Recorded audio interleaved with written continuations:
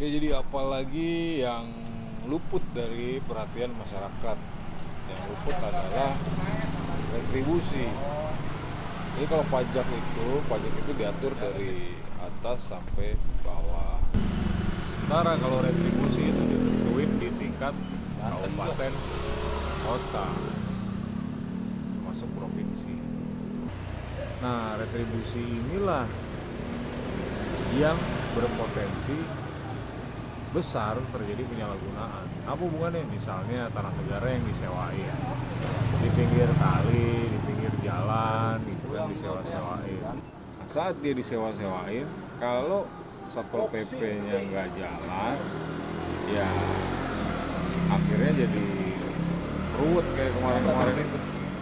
Orang bikin bangunan di sepadan jalan, orang bikin bangunan di sepadan kali, nggak ada yang mindah, karena mungkin sebagian dari mereka tadinya ada yang menyewakan atau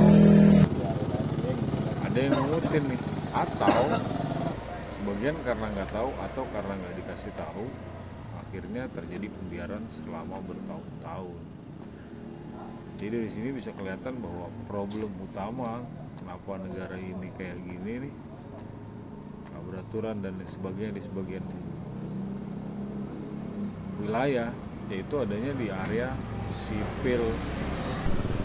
Jadi kalau mau dibenerin di mananya, di sipilnya, mulai dari Satpol PP ke PPNS dan proses laporan serta penyelesaian masalahnya. Satu lagi yang juga nggak kalah penting adalah kalau bisa untuk kondisi-kondisi tertentu, kayak orang nanya apakah dia punya izin bangun di sepadan jalan atau sepadan kali, posisi aturan siapa yang mendalilkan, dia yang membuktikan, itu harusnya diubah sama seperti Undang-Undang Perlindungan Konsumen. Jadi masalahnya cepat selesai. Jadi begitu orang duga, ya orang yang kita duga itu juga wajib untuk menunjukkan alat buktinya tanpa harus menunggu proses pengadilan atau upaya hukum yang panjang. Itu sih menurut gua.